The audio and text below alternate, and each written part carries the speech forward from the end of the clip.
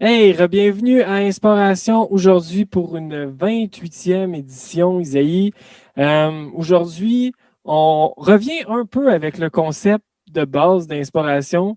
On va parler aujourd'hui à vraiment un passionné de sport. Avant de l'introduire, on va vous présenter notre fidèle commanditaire. Drummond Music qui sont là avec nous depuis le 14e épisode, qu'on remercie encore. Zone Orange égale magasin encore plus ouvert. Donc, allez les voir, allez les encourager, allez voir leur site web. Il est écœurant. Donc, on les remercie encore d'être là avec nous après tant d'épisodes. Yes. Dans le fond, ils sont là depuis la moitié de la vie d'Inspiration. Oui, tout à fait, avec cet épisode-là. Ouais. Gros merci à Drummond Music. On suit avec la plateforme du plan de match, qui est la version écrite d'Inspiration. On a 7 rédacteurs qui écrivent sur chacun leur sport. Personnellement, j'écris sur le tennis, Isaïe sur le basket. On a le hockey, le soccer, le golf, le baseball et j'ai T'as-tu traditionnellement. le foot? Et le football. Ouais, c'est Merci ça. Isaïe. On a C'est nommé ça. les 7. D'après moi, c'est le premier épisode qu'on nomme les 7. Donc, allez lire ça, c'est au www.inspiration.com.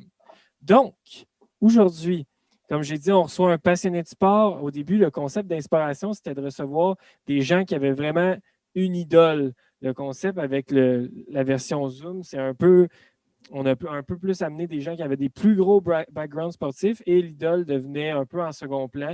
Aujourd'hui, l'idole va vraiment revenir en premier plan avec un de mes bons amis d'université, Danick Ménard. Bienvenue à Inspiration. Ah ben, merci, boys. Merci pour l'invitation. Je suis vraiment content d'être là. On va commencer par saluer ta mère parce que tu nous as dit qu'elle allait être à l'écoute. Yes, José.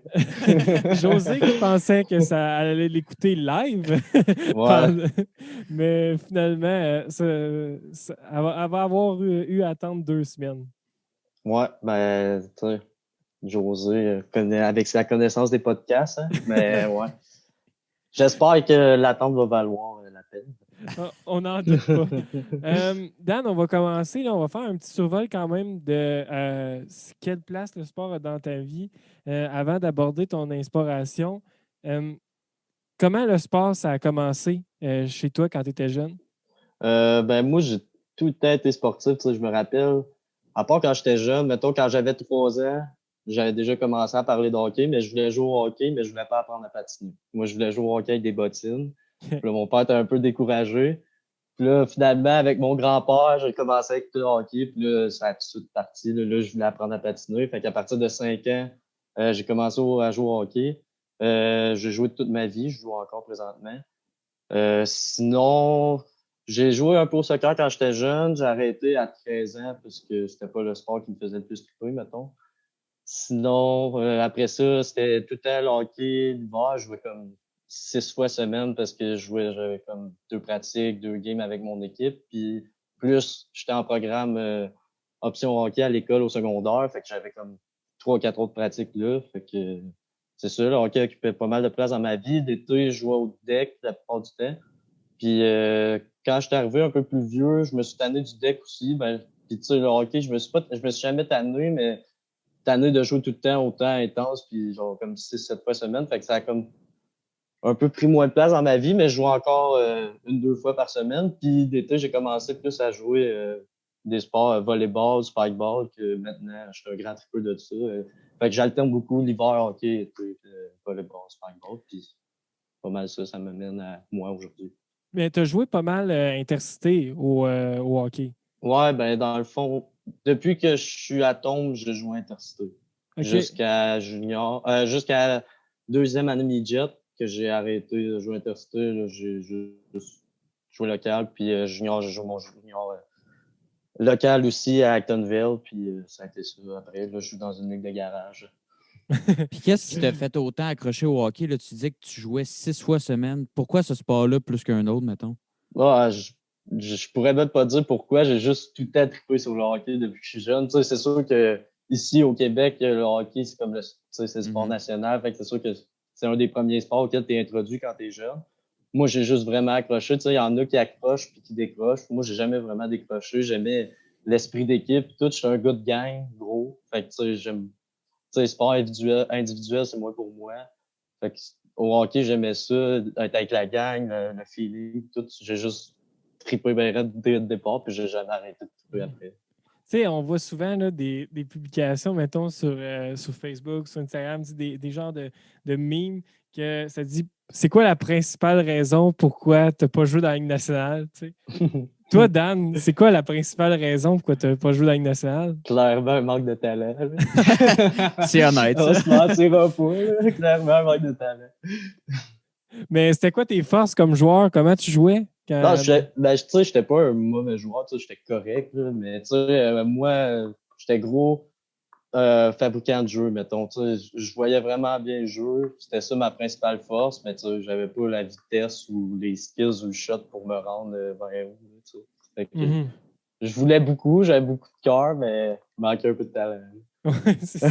Toi, Isaïe, c'est quoi la principale raison pourquoi tu n'as pas fait la NBA? La taille, ce n'est pas un bon argument selon moi. Un manque de talent aussi, là, flagrant. OK. Flagrant. Puis toi, Moi, toi? Moi, c'est parce que je me suis blessé. Là. Ah, ok. Non, ben, ça dépend à quelle ligue tu parles. Au hockey, c'est parce que je patine. Tu sais, ceux qui disent qu'ils patinent contre le vent, même quand ils ne vendent pas, là, ça, c'est moi, ça. Ouais. Moi, comme dirait mon bon ami Thomas Godet, il dirait lui, il traîne pas juste un piano, il traîne l'orchestre au complet. Comme notre bon vieux Corey Perry avec le Canadien de Montréal. Exactement. Oui, parce que je pense que c'est justement à propos de lui que j'ai entendu ça, l'expression dernièrement, qu'il patine contre le vent. Il patine contre le vent même quand il ne vende pas. Il y a d'autres qualités, mais Oui, exact. Il y a vraiment d'autres qualités, mais ça, c'en est pas une. Parce que même dans son prime, il n'était pas rapide. Non, il était pas vite. ouais, mais puis tu sais, j'ai l'impression que tout son prime, c'est le temps de la NHL dans lequel il a joué a permis qu'il ait ce prime-là. Là. Tu sais, c'était beaucoup moins rapide. Même si tu recules, tu sais, il a juste 8-10 ans. Fait que tu sais, lui, c'était parfait dans cette NHL-là, tu sais, c'était parfait. Ça, c'est vrai.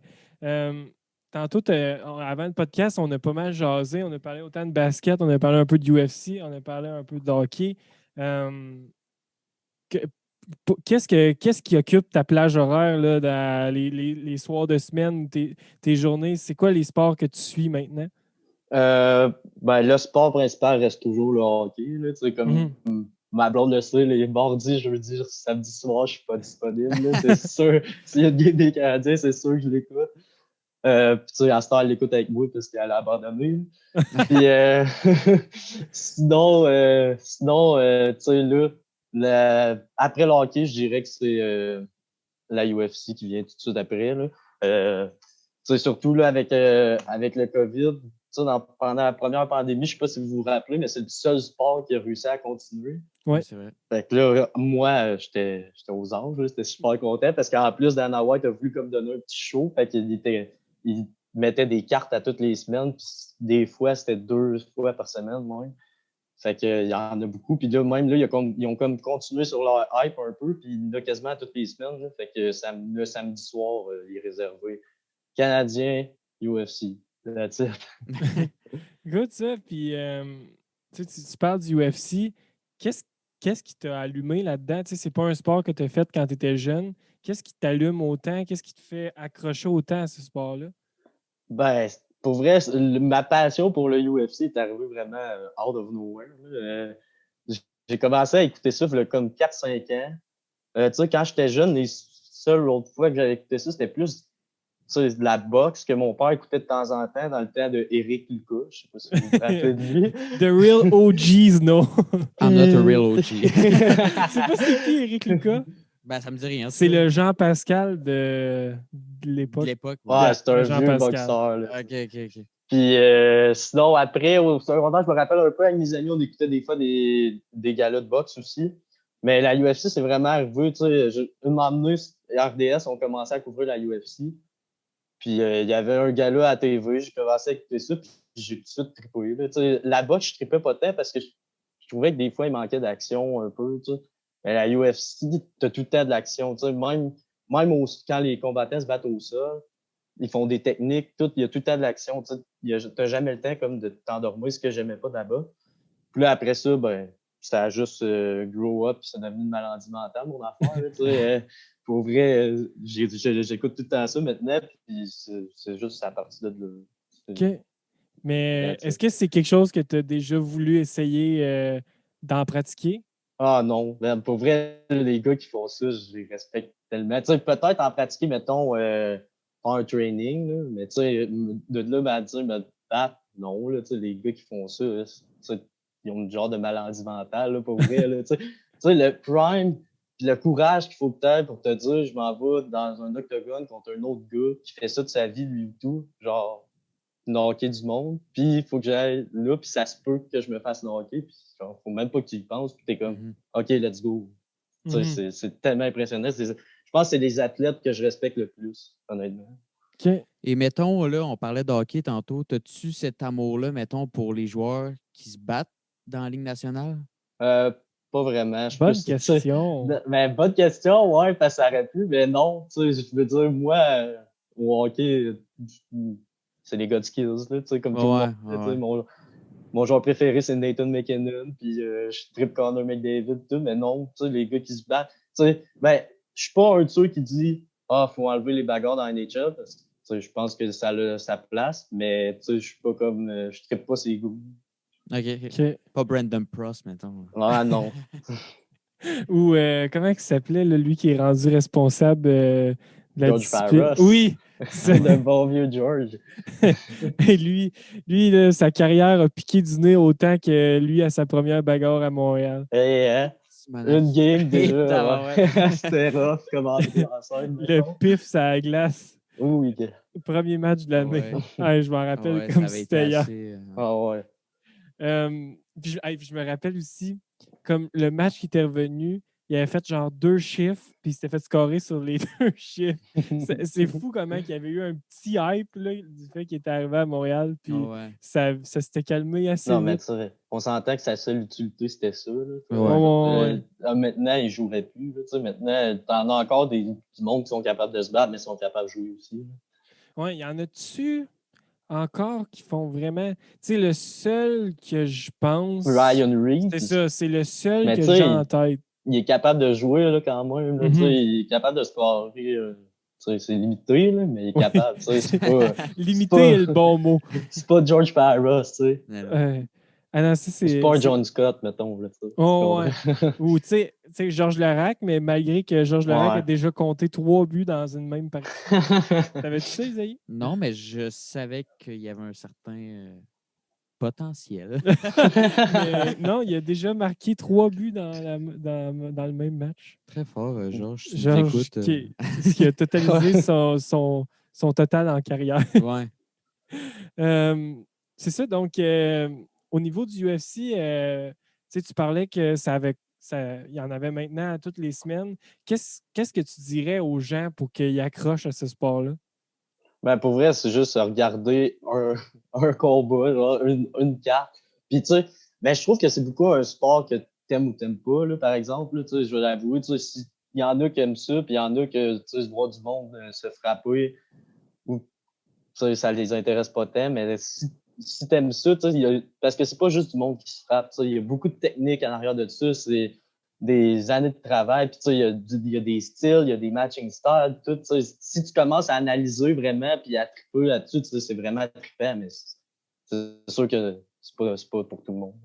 Non, ça c'est fait. Ça c'est sûr, c'est pas Ouais, pour tout le monde parce que effectivement. si moi j'y allais dans l'octogone, ce serait plutôt Difficile. ce serait plutôt triste. Ben regarde, Dan, j'ai tout de suite le goût de commencer avec ton inspiration. Georges Saint-Pierre, j'ai plein de sujets que j'ai le goût de parler avec toi.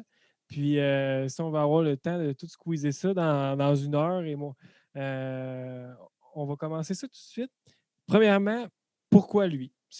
Je veux que tu me parles de Ben, comment ça a commencé. ben, comme tout bon amateur d'arts martiaux mix québécois, tu sais, j'avais juste pas le choix de prendre Georges Saint-Pierre. Là. Georges Saint-Pierre, c'est une légende. Mhm. Pas juste au Québec, mais tu sais, du monde des arts martiaux mix au complet. Là, tu sais, c'est considéré comme un des meilleurs combattants ever, si c'est pas le meilleur combattant. Puis tu sais, il y aura jamais aucun autre gars qui pratique à UFC qui va être aussi bon que lui au Québec. En tout cas, c'est ma prédiction. Peut-être que ça va arriver, peut-être que je vais me tromper, je l'espère parce que, pour vrai, l'affaire que je suis le plus off, c'est que j'écoutais pas encore tant que ça la UFC quand il a eu son prime puis qu'il défendait ses belts. Tout ça, le seul vraiment fight de GSP que j'ai pu écouter, c'est quand il est revenu Contre contre Bisping. Bisping. Ouais. Puis tu sais, je me rappelle, man, c'est un de mes meilleurs moments de TV ever. Là, j'étais encore chez mes parents dans le temps. Là, José, je pense pas que tu sais ça, mais là, tu vas le savoir. En tout cas, on était, pour vrai, là, le salon chez mes parents, il est pas tant grand. Là. On était, je pense, 20-25 gars dans le salon. Il n'y avait même plus de place pour s'assurer. Le combat de GSP arrive, il knock down, après ça, il finit, là, pour vrai, on capotait, tout le monde gueulait, même la bière volait, là, c'était débile. Tu vois, José, elle a même pas entendu ce bout-là. Elle a déjà mis sur pause pour venir te chicaner. Ouais, c'est ça. Wow. Puis là, c'est Mais ça. ouais. Fait que tu dis que toi, tu as juste vu, tu as pas mal commencé à l'admirer vers la fin. Est-ce que tu as connu son combat contre Hendrix?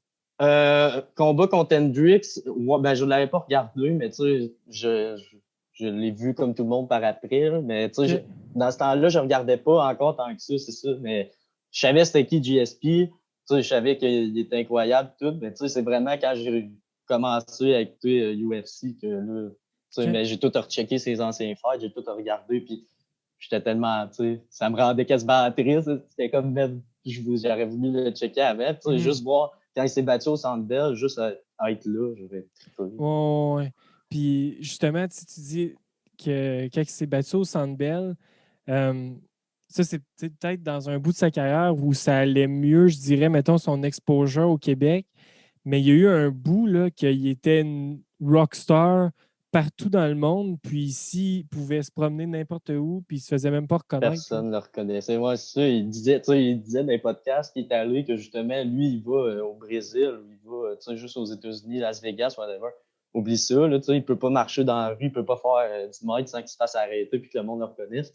Puis il disait qu'ici, avant, tu sais, justement, il marchait puis personne savait c'était qui. Mais tu sais, en même temps, le UFC avant, c'était vraiment pas tant connu. Là, tu sais, il y avait pas grand monde qui écoutait ça. Puis c'est un peu aussi avec lui que c'est devenu plus connu. Puis là, encore plus aujourd'hui avec des Conor McGregor, que c'est un des meilleurs gars charismatiques que j'ai vu de ma vie, puis businessman. Ouais. Là, tu sais, mais tu sais, même GSP a quand même fait grandir le sport, tu sais, parce qu'avant, tu sais, je sais pas si, puis même aujourd'hui, il y en a qui ont encore cette perception-là. Avant, là, tu parlais de d'arts martiaux mix puis de UFC. Le monde était comme, ouais, c'est genre des malades qui se tapent sa gueule, là, Ah tu oui. sais. Mhm. C'était ça la perception. Mais tu sais, GSP est arrivé, il a été champion, puis il a amené et tout le respect à ce sport-là. Tu sais, il s'habillait en veston cravate, il était là, il était professionnel, il promouvait le sport beaucoup, puis tout, puis il a amené une image plus clean, je dirais, au UFC. Fait que c'est ça. Oui, parce que je me rappelle, j'avais écouté le podcast de Sous-Écoute avec Patrick Côté, puis il disait que, mettons, dans les premières années, là, c'était ridicule. Là. Je pense que, je sais pas s'il y avait tant de règlements que ça au début. Puis en plus, là, il faisait battre genre un sumo Ouais, contre quelqu'un de Jiu-Jitsu, mettons. Tu sais, il n'y ouais, avait c'est ça. personne qui était all around. C'était tous des Non. gens bons dans leur discipline. Parce que dans le fond, UFC 1, ou tu sais, les premiers, qu'est-ce qu'ils voulaient faire, c'était on met tous les styles de combat contre, on voit c'est qui le meilleur. OK. C'est qui va battre. Fait que, tu sais, ils mettaient, mettons, un boxeur contre un lutteur sumo, tu sais, admettons. Là. Ouais. Puis là, ils disaient quel art martiaux va gagner. Là, après ça, c'était un tournoi. Juste de ça, tu sais, il y a un gars qui est arrivé à ce tournoi-là. J'ai appris ça de pas de côté et tout, tu sais, qu'il y avait un gant de boxe dans une main, puis l'autre, il se battait pas de gant, tu sais. So, tu sais, c'est tellement ridicule, là, tu sais, de où qu'on est rendu à comparer de là, mais moi, c'était ça au départ. Juste de savoir quel aurait été le meilleur art martiaux, puis finalement, c'est le Jiu-Jitsu brésilien qui a gagné. OK, c'est lui finalement qui a Ouais, été ben proclamé c'est gagnant. les Gracie, Roy Gracie qui avait gagné parce que ben, tu sais, lui, il était capable d'aller à terre, tu sais. Fait que le gars avec son gant de boxe, là, tu sais, que t'as le gars qui te pogne puis qui t'amène à terre, tu peux faire quoi rendu à terre, t'as un gant de boxe, tu sais. Ouais. Tu peux pas le pogner, là, c'est n'importe quoi avec moi. C'est le Jiu-Jitsu qui avait gagné. J'aurais aimé ça voir le gars qui se bat contre un lutteur sumo. Moi, j'aurais été déstabilisé. Ouais, en même temps, ouais. Mais le sumo tellement pas rapide. Je pense que le sumo, il avait perdu. Je sais pas, là. Ça serait à confirmer. Moi, en tout cas, j'aurais été curieux. Toi, Dan, qui est fan de mise au jeu puis tout ça, là, mise au jeu, je parle pas les mises au jeu au hockey, là, mise au jeu, les paris. Là, j'aurais aimé ça voir la cote du sumo pour gagner le tournoi. Ouais, genre 25, C'est ça, tu as dit tantôt que tu avais réécouté tous les combats de Georges Saint-Pierre.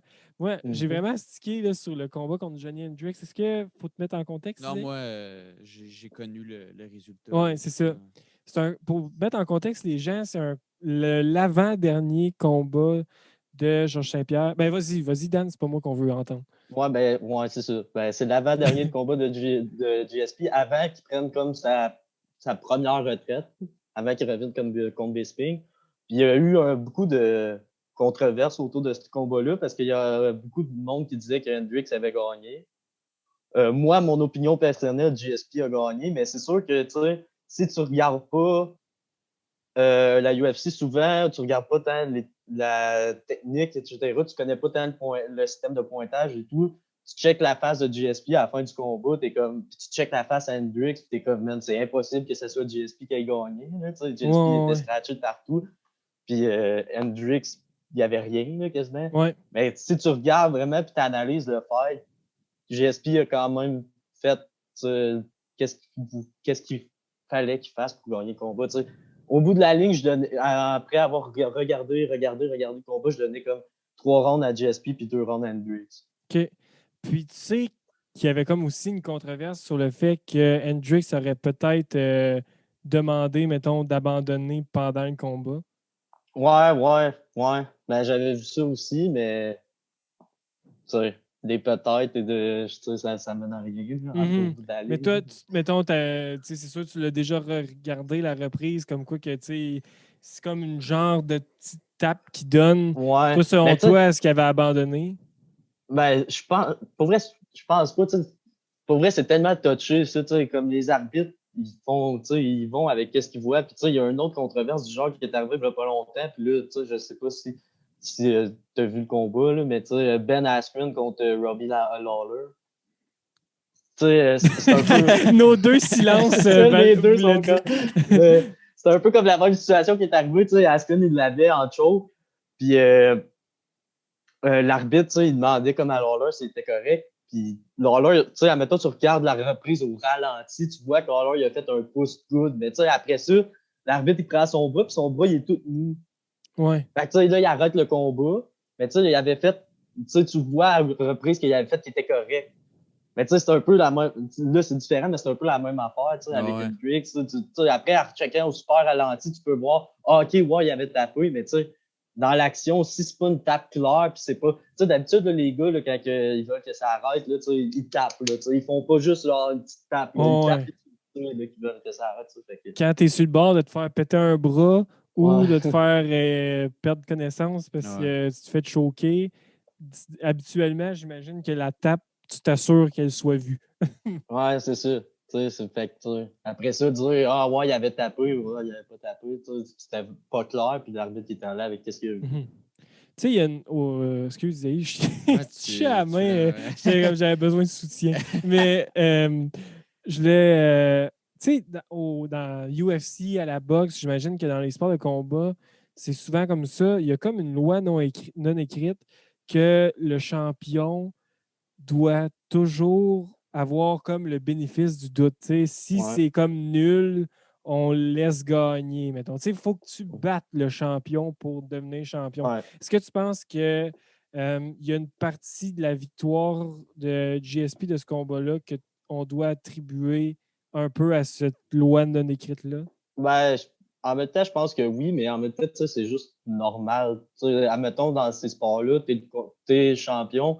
Faut que le gars, le contender qui veut devenir champion, faut qu'il te batte. Faut qu'il monte. Il faut qu'il aille vraiment gagner. Si c'est un combat serré, c'est sûr que le jeu, je vais aller plus vers le champion parce que il t'a pas battu, il t'a pas c'est égal. Fait que, tu sais, ils vont avantager. Puis c'est sûr que ça a avantagé GSP dans son fight, tu sais, je dirais pas le contraire. Ben, tu sais, quand même, si tu regardes le combat, je trouvais que GSP avait gagné, justement, parce que l'autre, Hendrix n'avait pas fait assez pour le battre. Fait que, c'est sûr que ça l'a avantagé, mais en même temps, c'est ça, c'est normal. Puis je pense que tu sais, la vie a bien fait les choses parce qu'après Hendrix, il y a vraiment eu des problèmes de dopage. Ouais. Donc, Ben, probablement tu sais, qu'il y a une partie de karma là, dans cette histoire-là. ouais, puis tout ça, c'est un autre des affaires avec laquelle GSP a aidé. Là. Le dopage, ça, il a comme rendu le sport plus clean, comme je disais tantôt. C'est lui qui a fait avancer les tests antidopage dans l'UFC, parce que dans ce temps-là, justement, dans le temps du combat d'Hendrix, il y en avait, là, mais il pognait personne, là, quasiment, là, ça servait à rien. Puis il y en avait gros dans l'UFC qui se dopaient, justement. Puis Hendrix, tu l'as vu, là, après, quand l'USADA est rentré, puis qu'ils ont comme amélioré les tests antidopage, Hendrix, sa carrière a fait ça, là, puis les autres combats, là, c'était même pas proche d'être bon, là. OK. Il se faisait éclater. Je pense qu'il a fait comme. Là, je suis pas sûr parce que je suis pas un fan de John Hendricks, fait que j'ai pas checké ses stats, là, mais je pense qu'il a comme fait 4 ou 5 autres combats après, puis il les a comme tout perdu, puis après, il a juste parti de la UFC pour ne plus entendu parler. Ça, c'est un des. Le monde, quand il en parle, il parle souvent de Hendricks comme un des gars. Il s'est jamais fait pogner, mais un des gars qui c'était un des plus dopés sûrement parce que ça a juste. Ouais, C'était c'est incroyable flagrant, le drop entre les deux. Là. Ouais. Fait que, tu sais, tant mieux s'il n'a pas gagné en plus, c'est pour vrai. Là, Tu mérites pas tant de gagner quand tu as un avantage, genre un edge autant de même sur le gars à cause que tu es dopé. Là. Mais moi, ma question, Dan, pour toi aujourd'hui, c'est Ouais. est-ce que tu penses que le UFC voulait tant que ça les pogner? Ben, ouais, je sais pas, mais en même temps, tu sais, d'après moi, oui, là, n'importe quel sport, tu veux pas avoir de tricheur dans ton sport, là, tu sais, c'est comme la base du sport. Je verrais pas pourquoi la UFC voulait pas les pogner. Je pense qu'il y avait pas les outils tant que ça pour les pogner, comme ils ont maintenant. Tu sais, maintenant, là, il y a vraiment gros des tests, les gars sont testés, puis, tu sais, je pense pas qu'ils se font encore tous pogner, je pense pas que c'est encore à 100%, mais ils en pognent bien plus, tu sais. Mais je pense pas que la UFC voulait pas les pogner. Là, c'est comme la base du sport. Même si ça, c'est un sport violent, puis on veut voir des knockouts un peu, whatever, tu veux quand même que ça reste clean. Là, tu veux pas des tricheurs dans ton sport. Ça me satisfait comme réponse. C'est ça, tantôt, tu parlais un peu de l'héritage de Georges Saint-Pierre. Tu parlais du dopage, la standardisation du dopage. Tu parlais du sérieux un peu, le côté clean du sport. Est-ce qu'il y a un autre aspect de sa legacy qui te vient en tête, comme au niveau de peut-être de la technique, il a peut-être un peu instauré que tu pouvais gagner en étant plate?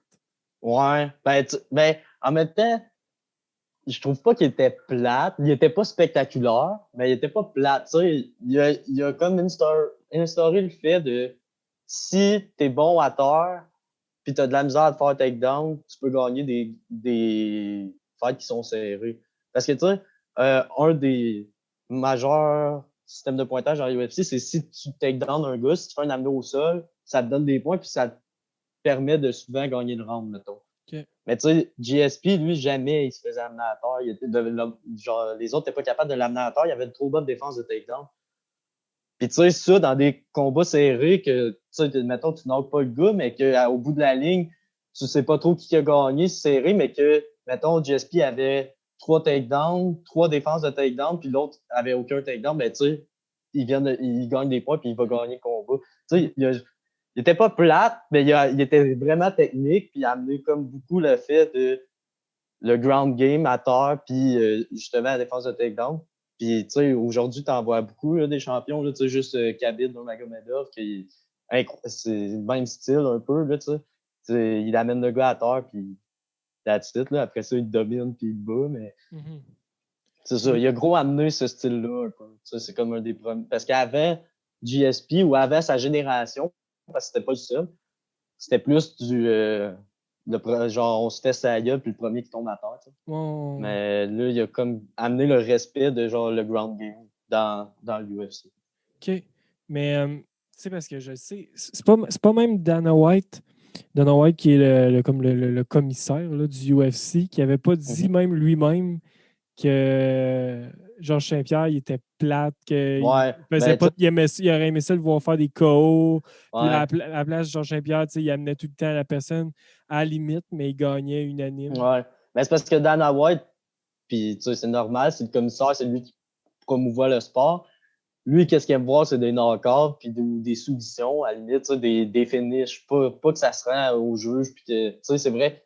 Puis c'est vrai que GSP, il y avait gros de ses fights qui se rendaient au juge, parce que justement, il était vraiment plus technique, puis il faisait des petites affaires dans un combat qui fait que tu vas gagner à la fin, mais c'est pas lui qui avait le plus grand nombre de KO, et tout. Fait que, tu sais, c'est sûr que tu peux dire qu'il est plate, mais tu sais, moi, personnellement, je le trouve pas plate. Je le trouvais pas plate à se battre. Tu sais. Il était juste plus technique. Là. Il était moins. Parce que il savait et tout qu'il n'y avait pas le knockout power pour. Tu sais, c'était pas un Francis Ngannou. Je sais pas si vous connaissez Francis Ngannou, mais genre, Non, qu'il ça- arrive puis il frappe le gars puis le gars il tombe à terre direct. Là, tu sais. Fait que il était juste plus technique. Mais Mhm. ouais.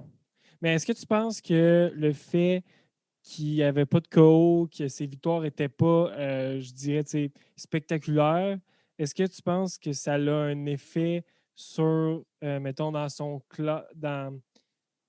l'estime des gens, dans l'échiquier des plus grands de l'histoire? Ben, ouais, ben c'est sûr que oui, dans un sens, parce que tu sais, il y a beaucoup de gens qui regardent la UFC justement pour voir ça, là, des knockouts, tout. Fait que c'est sûr que dans un sens, peut-être, mais tu sais, quand tu parles de Georges Saint-Pierre à des amateurs de arts martiaux mix, il y a personne qui va te dire que c'est pas des plus grands combattants ever, même s'il y avait peut-être un style de combattant un peu plus plat, tu sais. Genre, je dirais pas que c'est le GOAT de la MMA, mais il est certainement dans une discussion pour être le GOAT. OK. OK. Il y a un autre aspect que je voulais te parler. Tu sais, en faisant mes recherches, je me suis rendu compte que les 2 fois qu'il a perdu, il a rebattu au moins Ouais, une fois le gars après. Euh, ouais.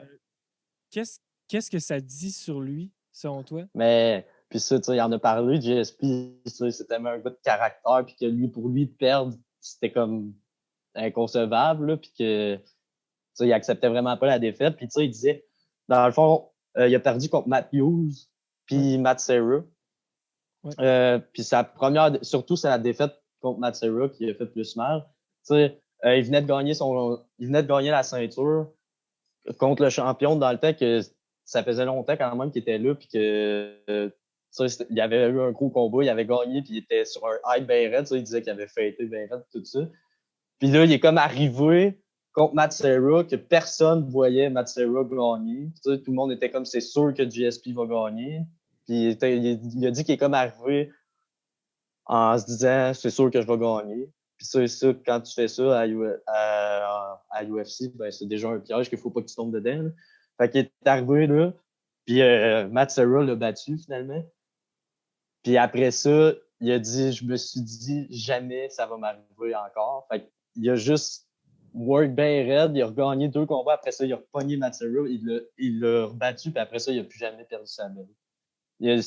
En même temps, je trouve que cette défaite-là a fait qu'est-ce que GSP a été.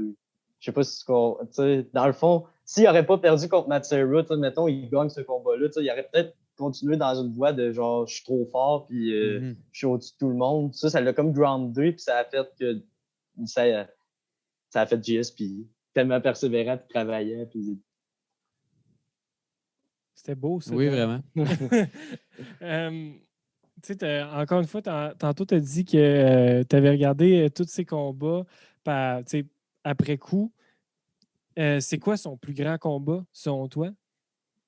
Ben, moi, puis tu sais, je dirais ça, c'est ma perception parce que c'est le seul que j'ai eu la chance de checker contre Bisping. J'ai trouvé bien raide, mais je pense pas que c'est son plus gros de sa carrière. Tu sais, son plus gros pour lui, sûrement, qu'il dirait, justement, c'est sa revanche contre Matsera. Je pense que ça serait celle qui dirait que ce serait le plus gros de sa carrière. Moi, personnellement, c'est celui contre Bisping que je trouve parce que il faisait un comeback. sais, ça faisait longtemps qu'il s'était pas battu. Il arrive contre le champion, même pas dans sa catégorie qu'il était avant, parce qu'il était champion mi-moyen, fait que 170 livres. Là, il arrive dans les poids moyens, 185 livres. Bisping, qui est un bon combattant dans l'histoire de la UFC, il arrive, puis là, il a pas été plate, là, il s'est pas rendu à la fin, là, il a passé dessus, là, c'était incroyable. Avec moi, c'est celui-là personnellement, mais lui, je pense qu'il dirait que c'est celui contre Matsura. Puis là, maintenant, mettons, après sa retraite, y a-tu un combat que tu aurais aimé voir GSP dedans? Je pense que c'est pas Khabib qui avait dit que lui, il voulait. Khabib, il l'achale. Ouais, il l'achale, c'est ça. McGregor l'a achalé. Ouais, Ils l'ont tout le monde, achalé. même s'il était à la retraite, tout le monde achale, comme juste là, Usman, Kamaru Usman, qui est le champion welterweight. Il a call out encore, là, qu'il voulait se battre contre GSP. Puis, tu sais, Khabib aussi, mais tu sais, contre Khabib, anyway, j'aimerais vraiment ça, voir ça, GSP contre Khabib. Deux styles en plus que moi, j'aime pas Khabib, j'ai comme un petit hate contre lui parce que je trouve qu'il prend tout le temps des matching styles qui fit avec son style, genre. Okay. Mais, puis là, GSP, ça serait le premier gars qui pognerait que c'est pas un matching style pour lui, là, genre, c'est dangereux. Fait que ça, j'aimerais ça. En même temps, je pense pas que ça va arriver. Premièrement, ben là, Khabib est retiré, là. On s'entend que sûrement qu'il va revenir. On sait pas trop. C'était pourquoi donc la raison qu'il avait décidé d'arrêter Khabib? C'était pas parce qu'il avait comme promis à son père ou quoi de même? Ouais, ben dans le fond, avant son dernier combat contre Justin Gaethje, son père est mort de la COVID. OK. Puis, dans le fond, là, il s'est battu contre Gaethje, il a gagné. Puis, il a dit que jamais il allait se rebattre sans son père dans son coin.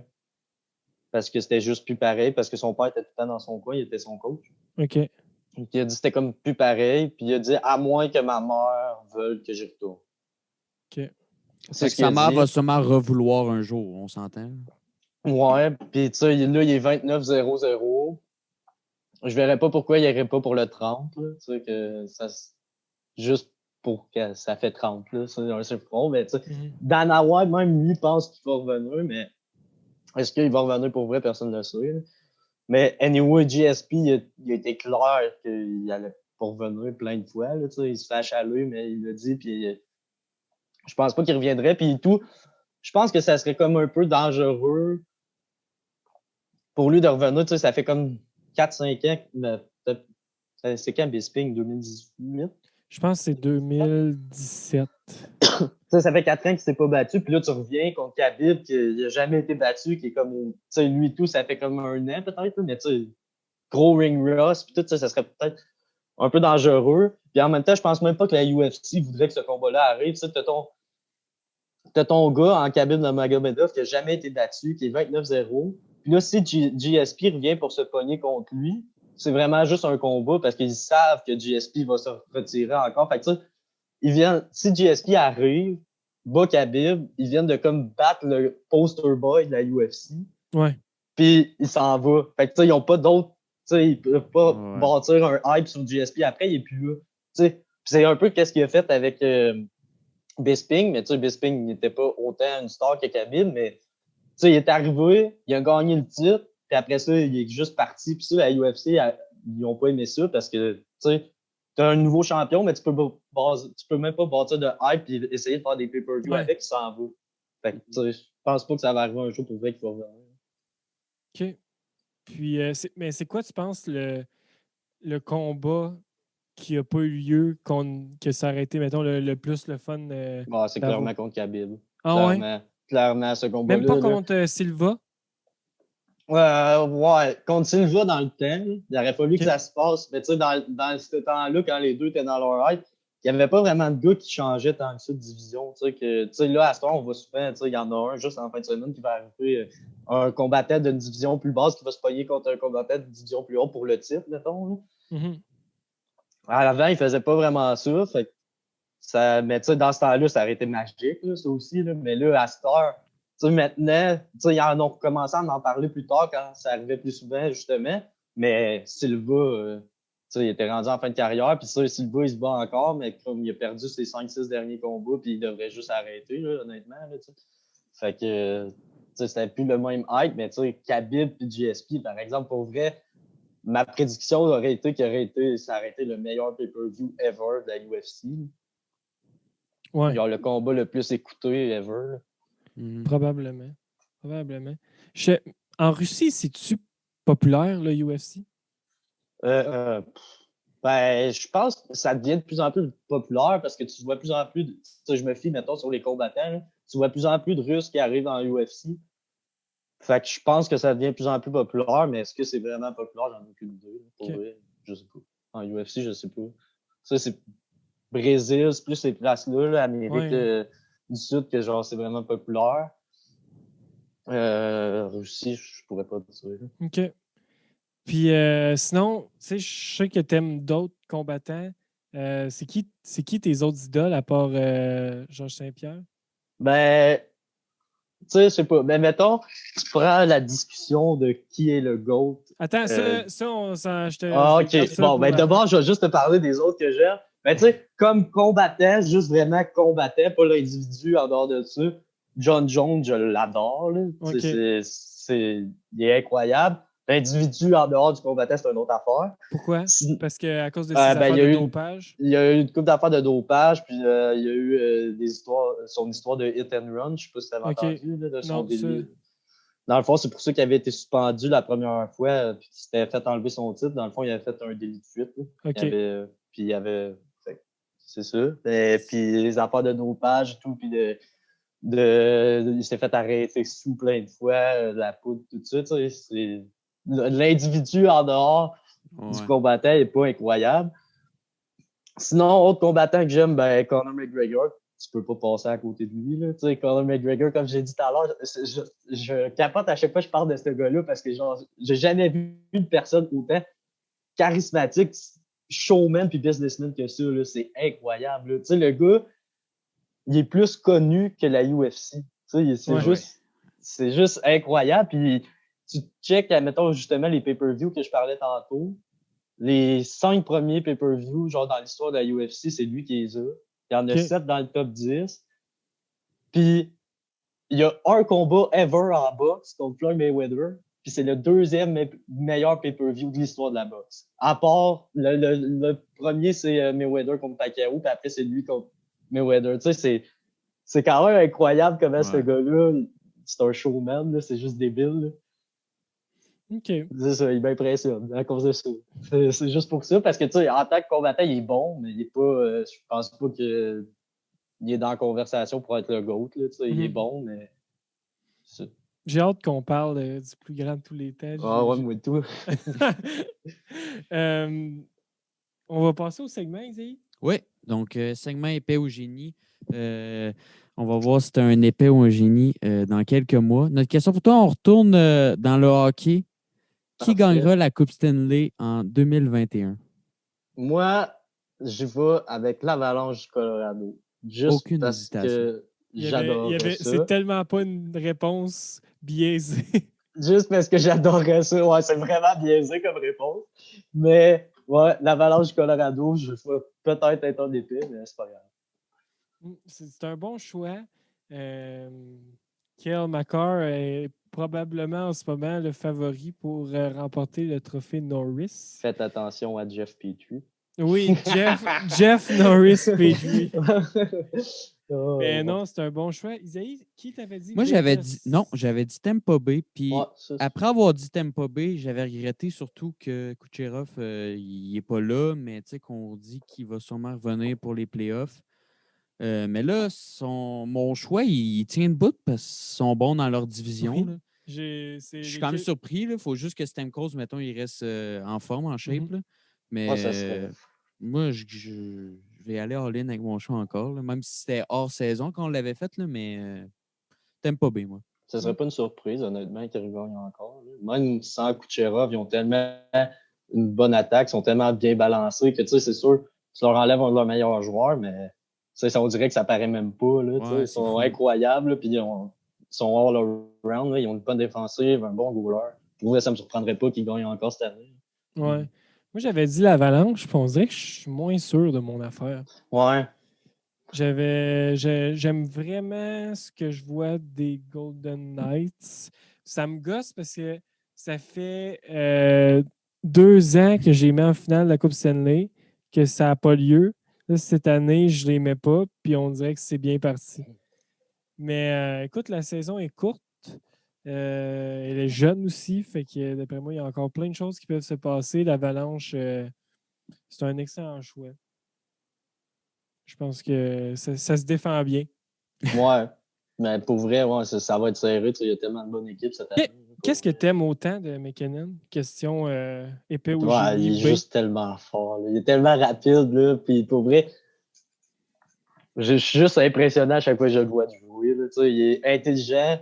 Il fait tout le temps des bons jeux.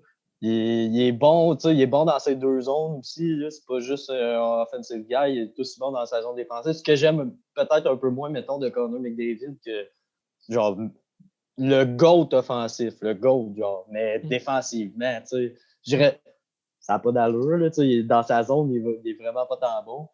Ce que, mettons, Nathan McKinnon, je trouve qu'il est débile, il est bon partout, tellement rapide, spectaculaire comme joueur. C'est ça que j'aime autant. Est-ce que Nathan McKinnon, c'est le meilleur joueur de la Ligue nationale? Ben, moi, présentement, je trouve que... J'ai jamais vu quelqu'un autant peser ses mots. Présentement, je trouve que le meilleur joueur de la Ligue nationale, c'est encore Sidney Crosby. OK.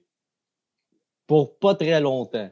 Mais, puis, je vais peut-être me faire avancer parce qu'il y en a gros qui disent que c'est quand même McDavid. Mais si tu regardes all around, offensif, je te le donne. Skill, je te le donne. McDavid, c'est le meilleur joueur NHL. Mais, tu peux pas juste juger un joueur sur ses stats puis sur son offensive. Là, tant qu'à moi, il faut que tu regardes aussi qu'est-ce qu'il fait en zone défensive. Puis, une game, McDavid, une game, il fait 5 points, il finit à 0 parce qu'il s'en est fait spotter 5 à l'autre bout, Fait que c'est ça. Moi, je dirais encore que c'est Crosby, là, mais McKinnon est top 3. Moi, mon top 3, c'est Crosby, McDavid, McKinnon. Isaïe, c'est qui le meilleur joueur de la Ligue nationale? Mais moi, c'est parce que j'écoute vraiment moins le hockey qu'avant. Fait que, comme dire Crosby, ouais, mais on dirait que c'est pas le Crosby de ma jeunesse, t'sais. Fait que moi, je serais C'est un porté à Crosby dire... plus efficace. Ouais, Ouais. mais c'est ça, c'est quand même pas le Crosby de ma jeunesse, mais moi, je serais porté à dire, effectivement, même si il est pas tant bon défensivement, je serais, tu sais, Connor McDavid, là. Ah, il est incroyable. Tu sais, quand il skip les défenseurs, là, un après l'autre, là. Moi, c'est à chaque fois que je regarde un chiffre de Connor McDavid, je me dis, je comprends pas pourquoi il score pas à tous les chiffres. Ah, Il est tellement meilleur. C'est drôle. Moi, j'y souhaite vraiment qu'il y ait un rappel dans la ligue en haut de la Ligue nationale parce qu'il est trop fort pour cette ligue-là. Ah, pour vrai, il est abusé. Là. Ce gars-là, il est abusé. Là. C'est juste. Moi, mon point est vraiment juste sur son jeu défensif que je trouve pas écœurant, mais sinon, là, il est une coche au-dessus de tout le monde. Là. Tu le vois, ça n'a même pas l'air difficile. Là. Il part de sa zone. Le nombre de buts qu'il a fait de moi, il part de sa zone, passe entre les defs comme si rien n'était. C'est facile, genre, puis t'es comme. Ce gars-là, il est pas humain. Là. Parce que je connais bien l'amour de Dan pour Nathan McKinnon parce que on se parle souvent de hockey au moins à toutes les semaines. Puis lui, il connaît mon amour pour Léon. Ouais, Léon, ouais, pour vrai, lui tout, là, il est des meilleurs, là, assurément top 5 là, de la NHL, là, Moi, Léon, c'est mon boy. Si j'avais pu avoir été un joueur de la Ligue nationale dans ma vie, ça aurait été Léon Léon. Gros gars, patine comme le vent. Il a des mains, il a une shot, il joue bien en def. Hey, moi, pour vrai, Léon, j'ai un man crush pour cet homme-là. Justement, en parlant de man crush, ça va être une méchante drôle de liaison, Anthony. Mais je vais te parler de mon. Je pourrais l'appeler mon amoureux. Je pourrais. je voudrais savoir, c'est vraiment. On va passer au segment actualité. Là, c'est vraiment actualité parce que le podcast va sortir puis peut-être que cette controverse-là va être terminée. Mais qu'est-ce que tu penses de la gestion du dossier Carey Price? Ben, moi, pour vrai, là, j'ai juste envie de dire lâchez-le un peu, là, ça n'a pas de bon sens. T'as-tu vu le point de presse de Marc Bergevin aujourd'hui, parce qu'ils viennent de congédier Stéphane White? Je peux pas dire que je m'attendais pas à ça, mais j'étais frustré en le checkant pour Marc Bergevin. Quasiment toutes les questions portaient sur Carey Price. Tu sais, ça n'a pas d'allure, là. Tu sais, il y a même un journaliste qui a dit Carey Price, pas un début de saison, il joue mal. Vous avez congédié Claude Julien, Kirk Muller, puis là, vous venez de congédier Stéphane White. Fait que, est-ce qu'on peut dire que le congédiement de Claude Julien, Kirk Muller et Stéphane White est à cause de Carey Price? Tu sais, ça n'a pas d'allure, là. Là, Bergevin, il a juste comme fait hey, elle n'est pas là, là. Elle n'est pas là, là. Tu peux Ouais, pas dire ouais. que c'est il a la vraiment faute de dit juste ça. il a vraiment dit elle n'est pas là.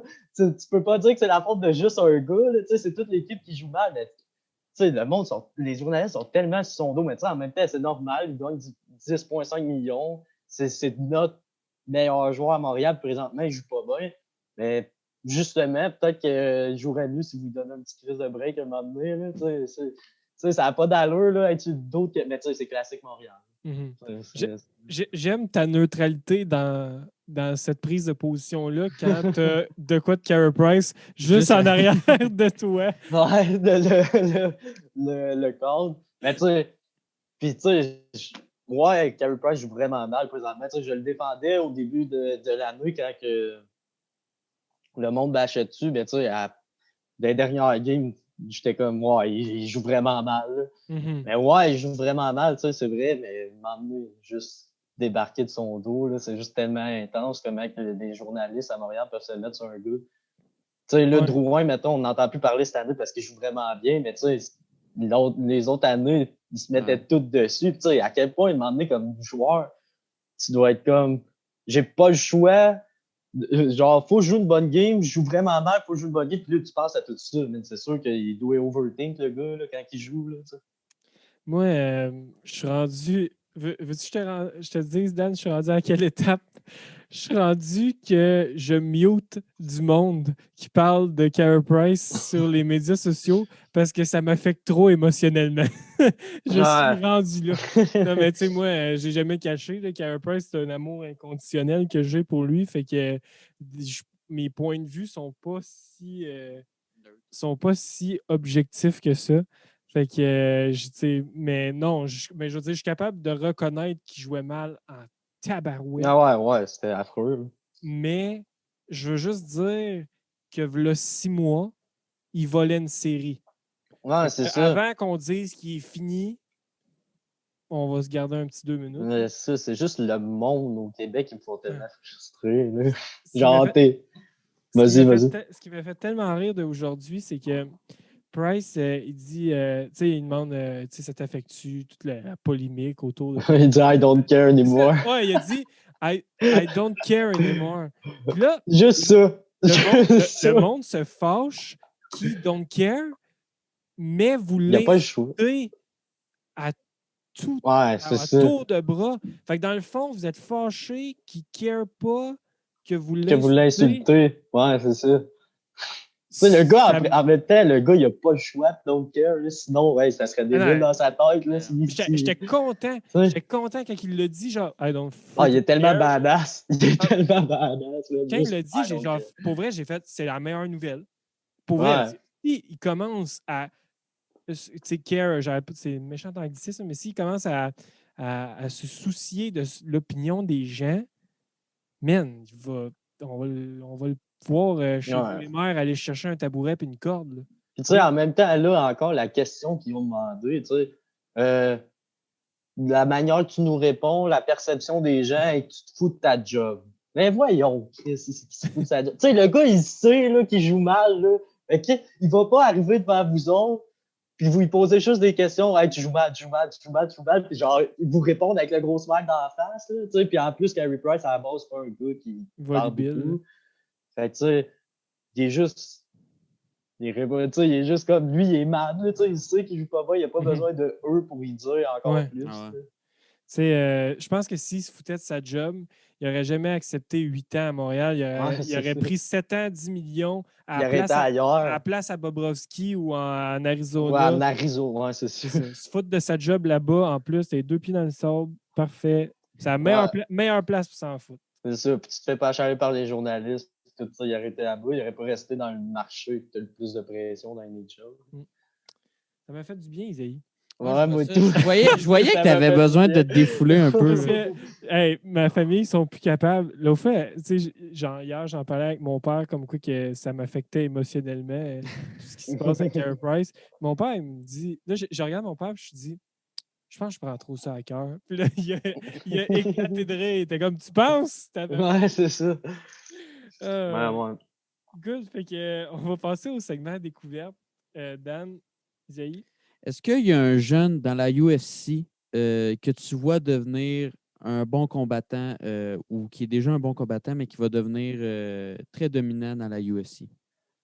Ben, tu sais, moi, j'ai juste le goût de dire Sean O'Malley. Là. Je sais pas si vous avez vu un combat de Sean O'Malley. Tu sais, là, son dernier combat, il a perdu.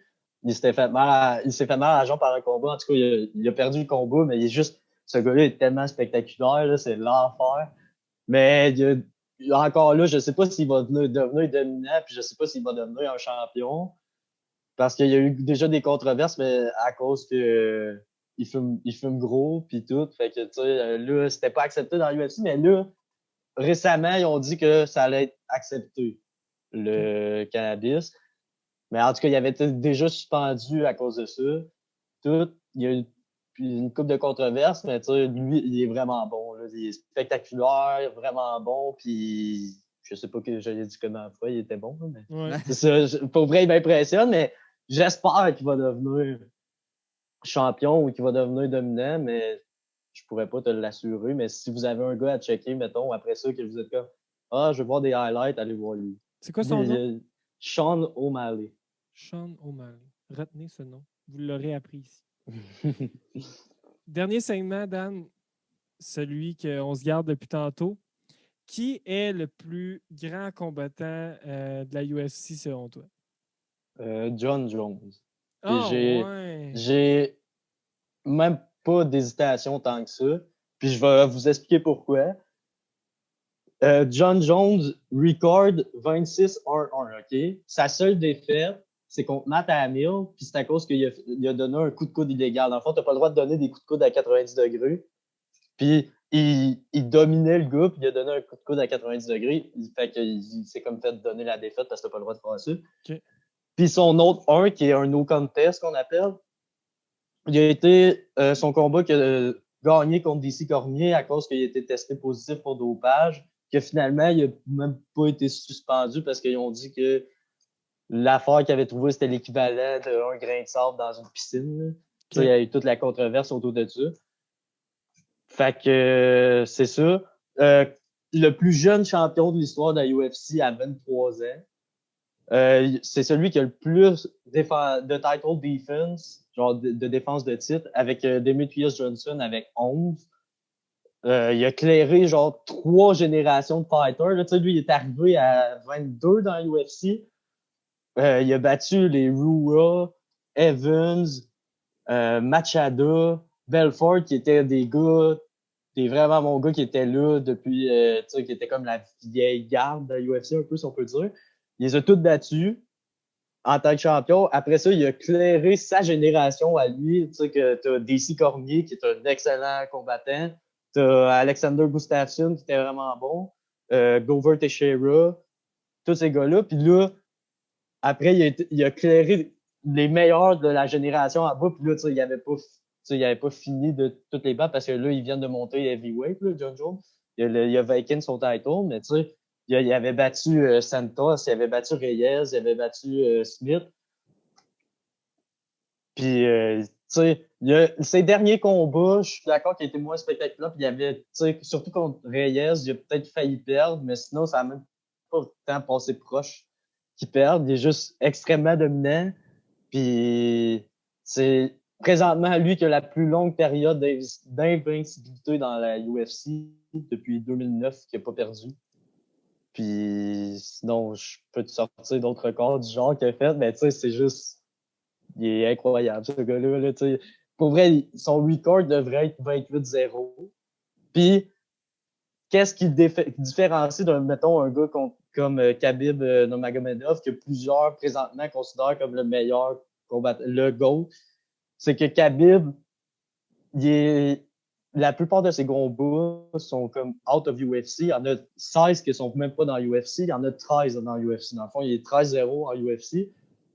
Il a juste défendu son titre 3 fois. Puis les seuls gros noms que je trouve qu'il a pogné, mettons, c'est McGregor, Justin Gaethje puis Dustin Poirier. Tu peux inclure, mettons, Alaya Quinta ou Edson Barboza qui sont quand même des bons fighters. Mais tu sais, qu'est-ce que je te parlais tout de matching style? Alors, tous ces gars-là, c'est reconnu pour être des boxeurs. Khabib, c'est un lutteur. Il n'a jamais pogné un gars qui avait un matching style avec lui. Genre, tu sais, je trouve pas qu'il ait prouvé tant que ça que c'était le meilleur ever. Tu sais, le monde qui se fie pour dire que c'est le GOAT, il se fie sur sa fiche. Ben, si tu checkes les adversaires qu'il a pognés, je trouve pas qu'il mérite d'être le GOAT. Puis, tu sais, il y a juste 3 title defense. Tu sais, il a rien fait pour être un grand champion à comparer de tous les records que John Jones a fait. Puis, il a même pas fini, là. Tu sais, lui, il vient de monter heavyweight, John Jones, puis s'il va chercher le titre heavyweight, j'espère que ça va faire taire le monde qui ont encore une question de est-ce que c'était le GOAT ou pas. Puis sinon, tu sais, là-dedans, c'est sûr que tu peux inclure Anderson Silva puis Georges Saint-Pierre dans la discussion. Ce qui fait, mettons, que je pense pas que Georges Saint-Pierre le GOAT, c'est que tu sais, il a quand même perdu 2 fois. Puis aussi, il a défendu peut-être son titre un peu moins, John Jones. Tu sais, John Jones, c'était juste un champion incroyable, dominant. GSP aussi a été dominant, mais tu sais, il a quand même perdu son titre un moment donné. Puis tout.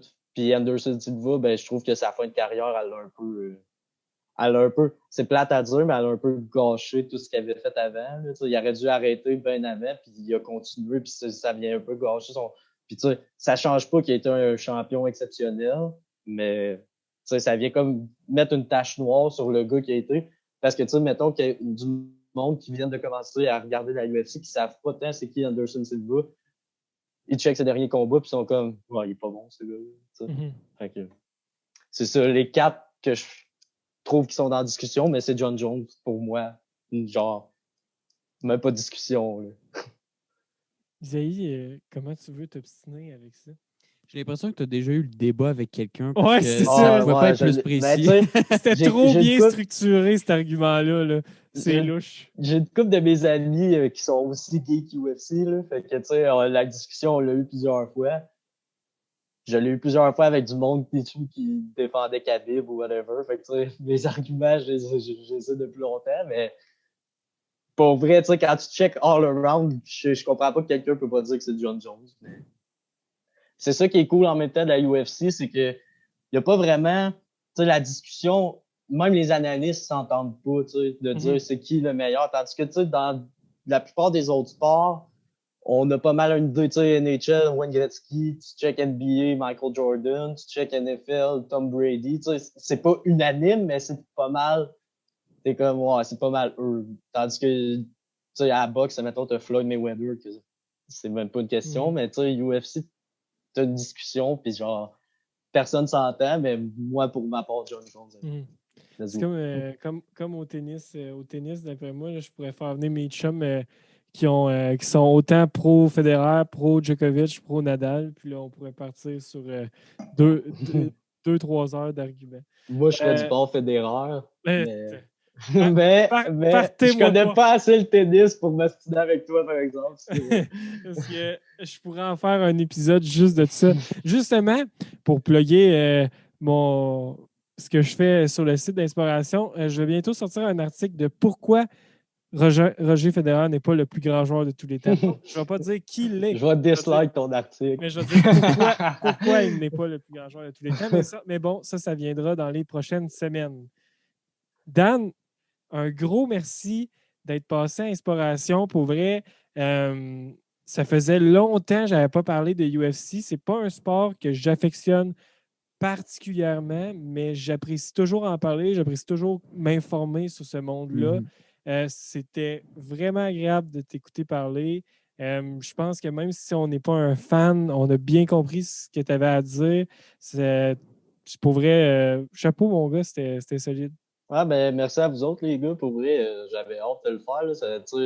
On parle tout le temps de sport ensemble. T'es un des gars que j'aime le plus parler de sport avec. Là, fait que c'est juste évident que quand tu me demandais, j'allais venir. Fait que, ouais, merci à vous autres de m'avoir reçu pour vrai. Yes, ça fait plaisir.